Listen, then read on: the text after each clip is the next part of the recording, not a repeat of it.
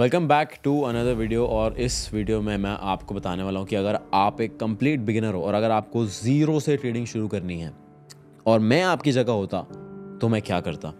After 6 years of trading and losing money and making money in the financial markets, I am now going to share with you कि अगर आज मैं आपकी जगह होता तो मैं एग्जैक्ट रोड मैप क्या फॉलो करता। And most probably guaranteed that अगर आप ये चीज़ को फॉलो करोगे तो ऑफकोर्स जितना टाइम शायद मुझे अगर 6 साल लगा तो शायद आपको 3 साल लग जाएगा, because you will have a clear cut road map. So make sure you watch this video till the very end, because I am going to give you a serious road map. तो अगर आप एक complete beginner और आपको trading के बारे में कुछ भी नहीं पता है तो सबसे इम्पॉर्टेंट चीज़ है ये जानना कि ट्रेडिंग में कितने टाइप्स के मार्केट होते हैं, क्या क्या एग्जिस्ट करता है, कौन कौन से फाइनेंशियल मार्केट्स एग्जिस्ट करते हैं, किन किन मार्केट्स में आप ट्रेड कर सकते हो। बिकॉज ट्रेडिंग एक कॉन्सेप्ट है, ट्रेडिंग एक एक्टिविटी है जिसको आप हर एक मार्केट में एक्सिक्यूट कर सकते हो। सबसे इम्पॉर्टेंट चीज़ ये हो जाती है कि ये डिसाइड करना कौन सी मार्केट में आपको कूदना है, कौन सी मार्केट में आपको ट्रेड करना है। अब majorly there are 3 types of markets. First is the stock market, Indian stock market. Second is the crypto market और तीसरी होती है फॉरेक्स मार्केट। ये 3 मेजर मार्केट्स है जहाँ पे आप ट्रेडिंग कर सकते हो, जहाँ पे आप ट्रेड्स ले सकते हो, जहाँ पे आप एक ट्रेडर बन सकते हो। आफ्टर 6 years, इन 6 सालों में मैंने पहले 2-3 साल इंडियन मार्केट में ट्रेड किया, उसके बाद 1-2 साल क्रिप्टो मार्केट्स में ट्रेड किया एंड उसके बाद पिछले 2-3 साल से मैं सिर्फ और सिर्फ फॉरेक्स में ट्रेड कर रहा हूँ। मेरा पूरा जर्नी मेरे यूट्यूब चैनल पे है with proof, everything is documented, so you can see there कि मैंने बहुत सारी मार्केट्स, डिफरेंट मार्केट्स में एक्सपीरियंस किया है, ट्रेड किया है and I have done well.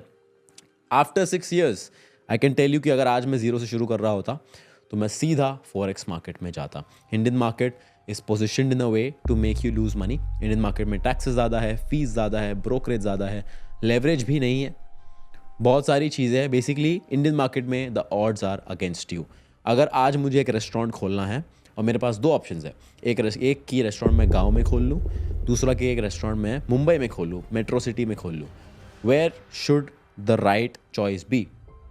Most probably Mumbai, a city, because Mumbai overall एक इतना बड़ा मार्केट बन जाता है कि the chances of people showing in my restaurant is very very very high. But अगर मैं गांव में रेस्टोरेंट खोलता हूँ जिसका पॉपुलेशन ही सिर्फ 10,000 लोगों का है तो the chances of my restaurant becoming a success is very limited, because अगर 10,000 के 10,000 लोग भी आके मेरे रेस्टोरेंट में खाना खाते हैं तो मेरी ग्रोथ जो है बहुत ज़्यादा लिमिटेड है।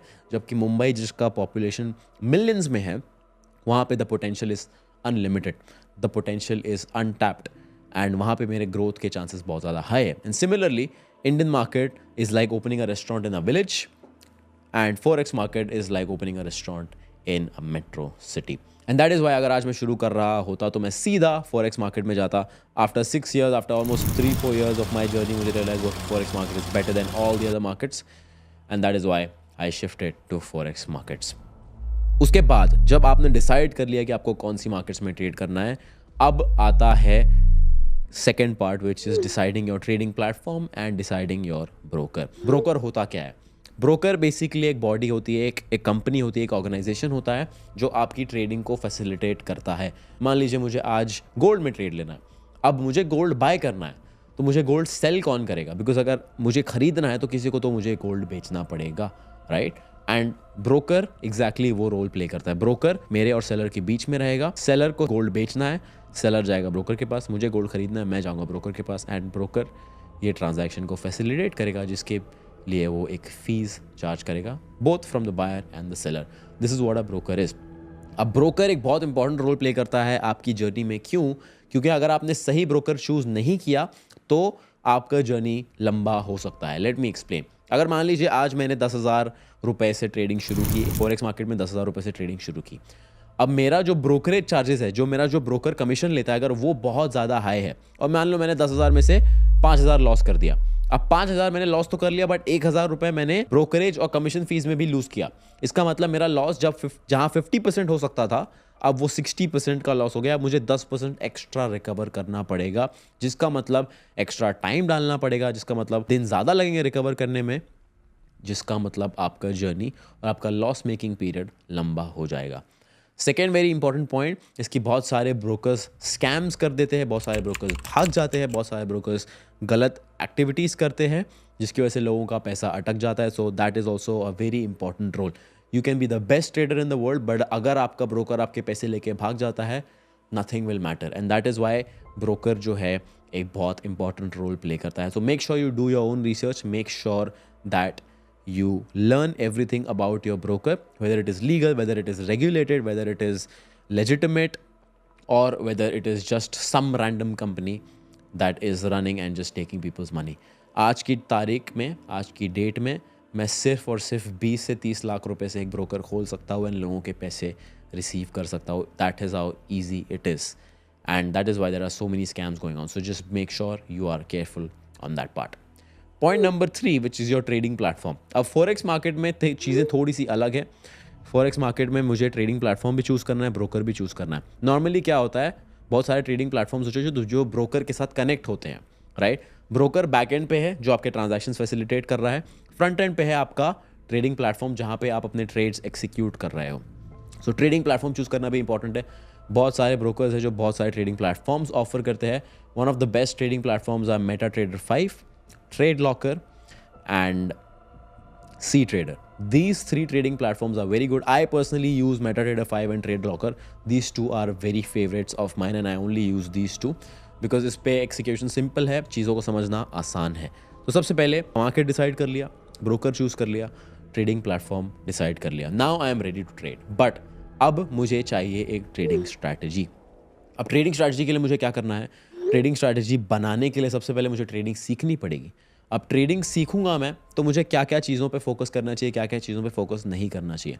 अगर आप मुझसे आज पूछोगे after 6 years of experience in this market, what is the number 1 concept that actually matters apart from risk management, the number 1 concept that actually matters is liquidity. अगर आपको पता है कि लिक्विडिटी कहाँ पे है, you will know where the big fishes will take the market. सबसे ज़्यादा इंपॉर्टेंट कॉन्सेप्ट मेरे हिसाब से आज की डेट में इन माई ओपिनियन इज़ लिक्विडिटी. अगर आपने लिक्विडिटी रीड करना सीख लिया, आपने चार्ट रीड करना सीख लिया, nothing else will really matter. But of course there are some key concepts which you need to know. Support and resistance, trend lines, chart patterns, candlestick patterns. I personally think that chart patterns and candlestick patterns are not so important, but support and resistance, trend line आपको जानना ज़रूरी है to understand liquidity. Then liquidity itself, volume, strength and momentum of the candles. ये सारी technical चीज़ें आपको जानना बहुत ज़्यादा ज़रूरी है. बहुत सारे लोग जब अपना ट्रेडिंग जर्नी शुरू करते हैं तो बहुत ज़्यादा ओवर नॉलेज ले लेते हैं, बहुत ज़्यादा नॉलेज ले लेते हैं, बहुत ज़्यादा रीडिंग करके बैठ जाते हैं. मैंने भी ये गलती की थी, बहुत सारी बुक्स मैंने पढ़ी थी, but eventually only these few things will matter. At the end of the day अगर आप 100 चीज़ें भी पढ़ लोगे, एंड में आप सिर्फ 3 से 4 चीज़ यूज़ करोगे to trade successfully. So make sure you don't overwhelm yourself with knowledge. These are the 3-4 concept that I would personally learn अगर मैं फिर से शुरू कर रहा होता with the same knowledge and with the same experience. And उसके बाद इन 3 से 4 चीज़ों को यूज़ करके मैं एक ट्रेडिंग स्ट्रैटेजी बिल्ड करता. ट्रेडिंग स्ट्रैटेजी कैसे बिल्ड करना उसके ऊपर मैंने एक डिटेल में वीडियो ऑलरेडी बनाया हुआ है, यहाँ पे आपको लिंक मिल जाएगा ऊपर. But to summarize it for you, trading strategy में 4 से 5 इंपॉर्टेंट चीज़ें होती हैं. Time window, trading setup, clarified trading setup, कौन सा इंस्ट्रूमेंट पे मैं ट्रेड करने वाला हूँ. इंस्ट्रूमेंट, अब मैंने मार्केट तो डिफाइन कर ली है, मार्केट के अंदर कौन सा इंस्ट्रूमेंट में ट्रेड करने वाला हूँ वो भी डिफाइन करना बहुत ज़रूरी है. मान लो मैं फॉरेक्स मार्केट में ट्रेड कर रहा हूँ, फॉरेक्स मार्केट में मैं गोल्ड ट्रेड कर रहा हूँ, स्पेसिफाइड इंस्ट्रूमेंट गोल्ड में ट्रेड करने वाला हूँ. उसके बाद मेरा रिस्क मैनेजमेंट डिफाइंड रहेगा कि मैं कितना रिस्क लेने वाला हूँ, कितना मैं रिवॉर्ड लेने वाला हूँ, ये सारी चीज़ डिफाइंड होगी. अगर मेरा स्ट्रैटेजी वाला वीडियो डिटेल में देखोगे तो of course you will understand this much better in a much more clarified way. Now I have a strategy, I have a broker, I have a trading platform, I have decent knowledge about how to read charts. अब मुझे क्या करना है, अब मैं जाऊंगा पुराने charts पर और मेरी जो भी स्ट्रैटेजी मैंने बिल्ड की है उसको मैं करूंगा टेस्ट, ये देखने के लिए कि ये काम भी करता है या नहीं करता है. Because a lot of you guys come in to this market with your hard earn money, जिसके लिए आपने बहुत मेहनत की, जिसके लिए आपने पता नहीं कितनी दिनों जॉब किए हैं, कितने लोगों की गालियाँ सुनी हैं. But all of you come in to this market with your hard earn money without knowing that whether your strategy works और not. And that is just insane if you think about it. कि आप मान लीजिए आप गाड़ी चलाना सीख रहे हो एंड आप किसी की ब्रांड न्यू फरारी पर सीख रहे हो. Would you ever consider doing that? Absolutely not. But people come into this market with their hard-earned money and they trade without knowing whether the strategy works or not. So this is where I will start testing my strategy. जो भी strategy मैंने build की है अभी तो मुझे पता भी नहीं है काम भी करती है या नहीं करती है, and that is why it is important for me to test this on the previous charts. तो अब मैं डेटा लेके, अब मैं स्ट्रैटेजी लेके इसको पिछले 1 साल के डेटा पर टेस्ट करूँगा to understand whether this thing works और नॉट। एक बार अगर मान लीजिए मुझे डेटा मिल गया, अब मुझे समझ में आएगा कि कैसा डेटा है। अगर डेटा अच्छा है, well and good, then I will start trading. But अगर डेटा बुरा है, मुझे दिख रहा है कि मेरा विन रेट बहुत कम है, मुझे दिख रहा है मेरा रिस्क रिवॉर्ड रेशियो बहुत कम है, मैं स्ट्रैटेजी को इम्प्रोवाइज़ करूँगा, उसको इम्प्रूव करूँगा। कैसे इम्प्रूव करूँगा? मैं नोट डाउन करूँगा कि कौन से दिन है जहाँ मुझे सबसे ज़्यादा लॉसेस हो रहे हैं, उन दिनों में ट्रेडिंग अवॉइड करूँगा। उन दिनों ही क्यों लॉस हो रहा है, ऐसा क्या हो रहा है एग्जैक्टली चार्ट पे, ऐसा कौन सा सेटअप बन रहा है जिसकी वजह से मुझे लॉस हो रहा है, उन सेटअप्स को मैं अवॉइड करूँगा। कौन से टाइम विंडो में मुझे सबसे ज़्यादा लॉस हो रहा है, कौन से आवर पे मुझे सबसे ज़्यादा लॉस हो रहा है, उस आवर को फिर मैं अवॉइड करूँगा।